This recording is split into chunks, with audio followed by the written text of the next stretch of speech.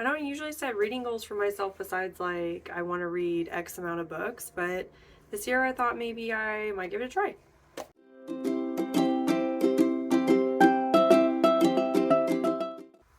Hi, hello, and welcome back to my channel. My name is Alex, and today I'm talking about my 2023 reading goals. So sorry about my voice and everything. My whole family got sick last week, which was very enjoyable, and I'm still kind of getting over it, so my voice is a little off today.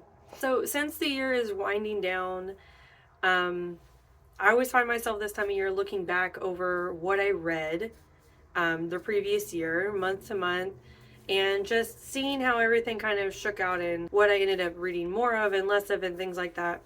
And I always kind of make like a little mental list in my head, like, maybe next year we should do a little bit better with this or with that. But this year I thought I'd actually put pen to paper, actually make some goals, some reading goals for myself in the upcoming year.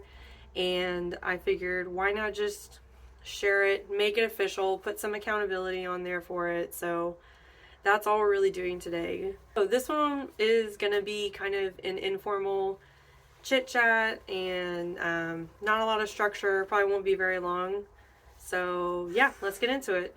So last year, that for 2022, I said I wanted to read 40 books, which at the time seemed like too many. Like I didn't know that I was going to be able to reach that goal, but I actually ended up surpassing my 40 book goal. Instead of upping it to like 45 or 50 for 2023, I'm going to keep it at 40. There's a lot of things I'm hoping to accomplish in 2023 and a lot of new opportunities that I'm opening myself up for. So I don't want to put added pressure when there doesn't need to be. Reading is a hobby for me, and sometimes I feel like I make reading more complicated and hard than it needs to be when it needs to just be me reading books that I like. So yeah, I'm not going to up it any. I'm going to keep it at 40 books, and I think that's a really good goal for me. Another goal for me in 2023 is that I want to finish off some of the series that I have open. I have a lot of trouble finishing series, and I want to make it a goal this year to finish at least 2 of them, like just close them off and move on. I always feel like I'm gonna finish the series and then be sad that it's over, but typically when I finish series, I'm happy that I finished it. Like it's kind of a big accomplishment to finish a series and move on to bigger and better things, I guess. So I do want to finish a couple of series this year in 20. When I was going over my read list for 2022, I was pretty disappointed. I did not have as many POC, BIPOC, or LGBTQ books as I wanted. And I always tell myself, like, I always make an effort to diversify my bookshelf, but I just really didn't even make a dent in my list this year. Like, I have a running list of POC, BIPOC, and LGBTQ books to read, and the list just keeps getting longer, like more and more books that I want to read, and I feel like I'm not even cracking into that list. So I want to make a bigger effort to diversify in 2023. Most of you guys know, if you were following me in October, I only read horror in October, and I kind of put this like mental block on reading horror, and like I don't read it any other time of the year. And I feel like that's such a silly thing. I just got it into my head that like I only read horror in October. And my horror lists are really big. And I feel like I put so much pressure to only read horror in October that I end up being disappointed in the books that I pick. Like I spent such a long time trying to narrow it down and trying to pick the perfect book because this is October and this is when I read horror, that sometimes it gets really overwhelming and frustrating. And then I end up not even like loving the books that I read. Like this past October, I had a 4-book lineup for October, and 2 of the books I didn't even really like that much. And I was just really disappointed because I spent all that time curating that list for that month, and 2 of them were really disappointing for me. So I'm going to try and incorporate horror more often into my regular reading schedule. not like every month, but not just in October. Like, I feel like I need to spread it out a little bit more throughout the year because honestly, I love horror books.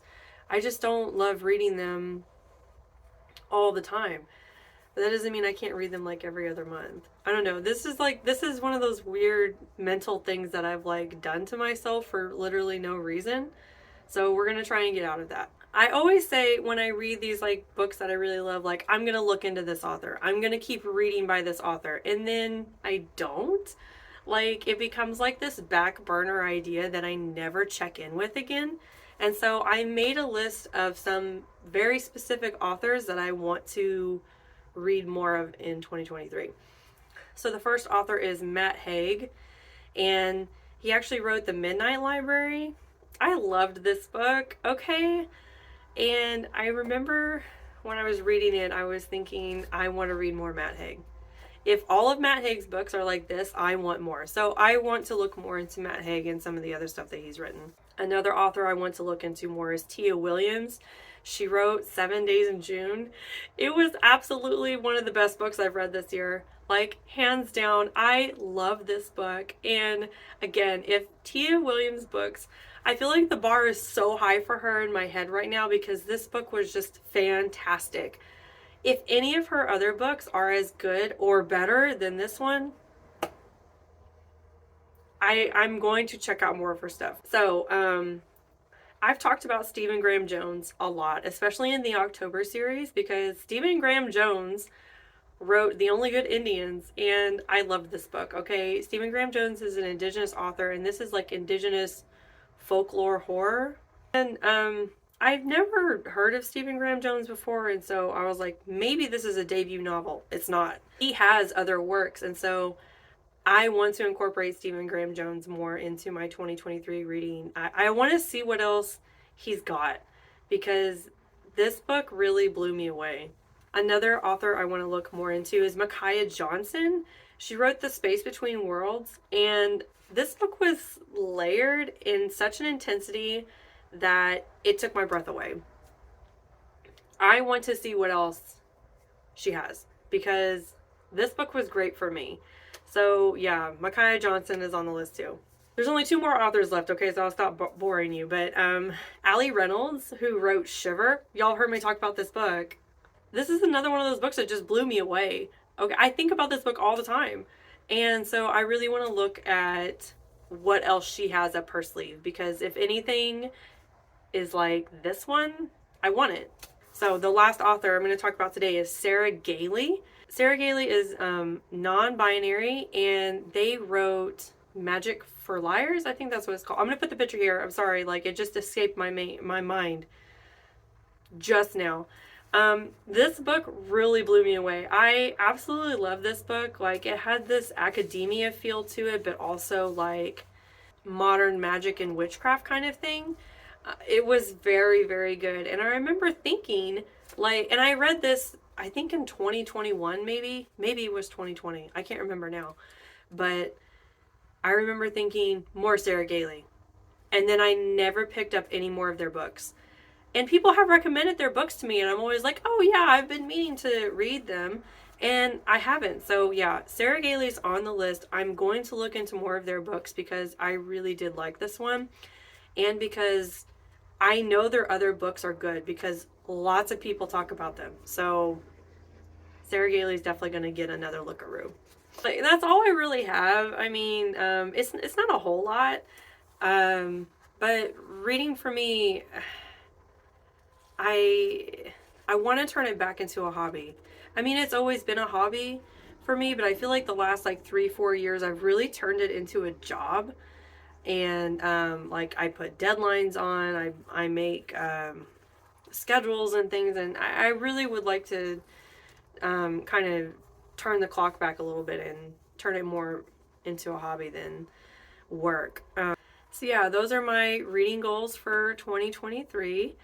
If you have any reading goals that you'd like to share with me, go ahead and drop me a comment. Into the end of the year, so we're getting into sort of the wrap up of the year, and next week will be the maybes for January, and Then January is going to kind of be the wrap up for 2022.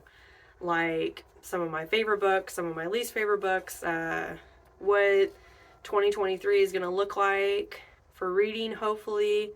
And yeah, that's all I have for you guys today. Make sure you hit all the buttons down below so you know when I'm posting. I post every week. And I will see you guys next time. Bye!